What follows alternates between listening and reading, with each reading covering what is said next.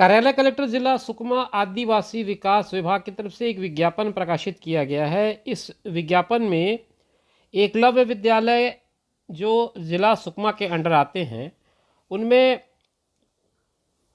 अतिथि शिक्षक के भर्ती का जानकारी जो है वो बताया गया है। दोस्तों नमस्कार, आप देख रहे हैं ज़ीरो पीरियड और आज इस वीडियो में हम लोग बात करेंगे अतिथि शिक्षक के इस विज्ञापन की, जिसे सुकमा जिले के अंडर कार्यालय कलेक्टर के द्वारा प्रकाशित किया गया। 26/12/2024 की डेट पर दरअसल ये विज्ञापन है और इसमें पूरी भूमिका बनाने के बाद ये लिखते हैं, एक पत्र का रेफरेंस है 18/11/2024 का, जिसके हिसाब से 2024-25 के लिए रिक्तियां उपलब्ध हो जाने पर 2025-26 के सेशन के लिए एकलव्य आदर्श आवासीय विद्यालय सुकमा, कोंटा और छिंदगढ़, इनमें जो अतिथि शिक्षक के पद होंगे उस पर ऑफलाइन आवेदन 15 जनवरी 2025, ये डेट आप नोट कर लें, 15 जनवरी 2025 तक आवेदन पत्र मंगाए गए हैं। और ये आवेदन पत्र अगर आप प्रारूप देखना चाहें तो जिले के वेबसाइट से डाउनलोड कर सकते हैं। इसके अलावा मैं आपको डिस्क्रिप्शन बॉक्स में एक लिंक दे रहा हूं, उस लिंक के थ्रू भी आप जाकर के उसे डाउनलोड कर सकते हैं। तो दोनों ऑप्शन आपके पास अवेलेबल हैं।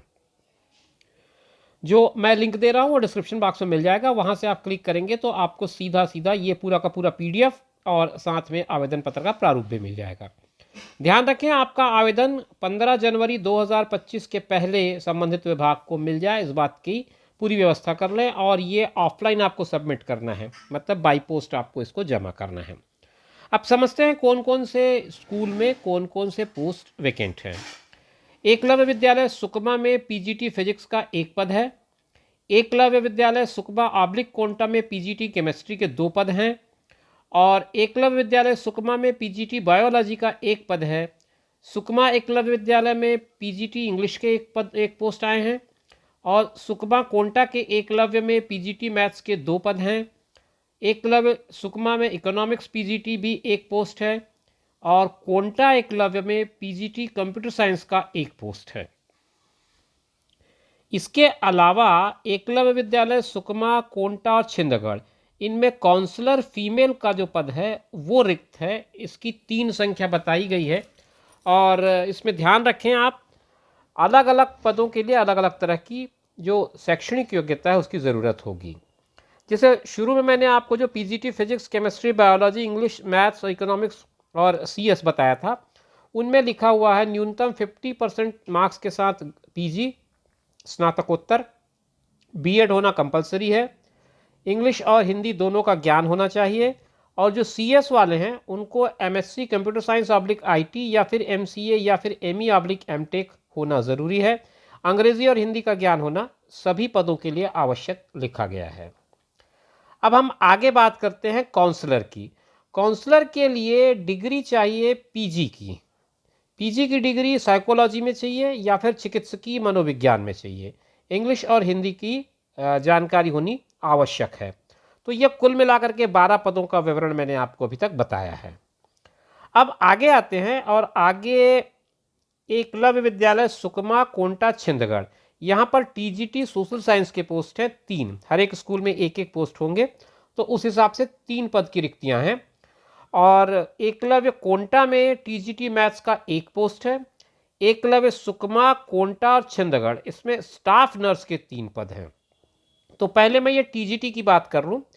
इसमें संबंधित विषय में न्यूनतम 50% अंकों के साथ स्नातक मांगा गया, 50% मार्क्स के साथ ग्रेजुएट। और उसके बाद आपको एस्टेट पेपर 2 या फिर सीटेट पेपर 2 क्वालिफाई होना ज़रूरी है। एस्टेट और सीटेट से आप आशय समझ ही गए होंगे, केंद्रीय शिक्षक पात्रता परीक्षा या राज्य शिक्षक पात्रता परीक्षा, जिसे टैट के नाम से आप जानते हैं, उसी की बात हो रही है। इसके अलावा B.Ed या समकक्ष डिग्री और इंग्लिश तथा हिंदी भाषा का ज्ञान होना आवश्यक है। स्टाफ नर्स के 3 पद हैं। इनमें BSc नर्सिंग में ग्रेजुएशन होना ज़रूरी है विथ 50%। और फिर इंडियन नर्सिंग काउंसिल या फिर किसी भी स्टेट नर्सिंग काउंसिल से नर्स की उपाधि का पंजीयन ज़रूरी है। अंग्रेजी हिंदी का ज्ञान होना आवश्यक है। इलेक्ट्रीशियन के 3 पद हैं जो सुकमा, कोंटा और छिंदगढ़ में हैं। 10वीं पास होना ज़रूरी है। ITI या फिर संबंधित विषय में पॉलिटेक्निक का डिप्लोमा या वायरमैन, ये ऑप्शन आपके पास अवेलेबल है अगर आप इलेक्ट्रीशियन के लिए अप्लाई करते हैं। फिर पीटीआई छिंदगढ़ में पीईटी मेल व्यायाम शिक्षक का एक पद है, जिसमें अंग्रेजी हिंदी भाषा के ज्ञान के अलावा बीपीएड, जिसको हम कहते हैं फिजिकल एजुकेशन में ग्रेजुएशन 50% मार्क्स के साथ। कुछ बातें इसमें लिखी गई कि जो फ्रेश कैंडिडेट होंगे उसके लिए पीजीटी और टीजीटी के लिए आयु सीमा 21 वर्ष 1/1/2025 की स्थिति में न्यूनतम और अधिकतम 60 वर्ष है। सेवानिवृत्त शिक्षक जो होंगे उनके लिए अधिकतम 65 वर्ष है 1 जनवरी 2025 की स्थिति में। लेकिन इस बात का ध्यान रखें कि वे आवासीय व्यवस्था में काम करने के लिए चिकित्सकीय रूप से स्वस्थ हों। इसका एक प्रमाण पत्र, जिसे फिटनेस सर्टिफिकेट कहा जाता है, वो आपको सबमिट करना पड़ेगा अगर आप आवेदन करते हैं तो।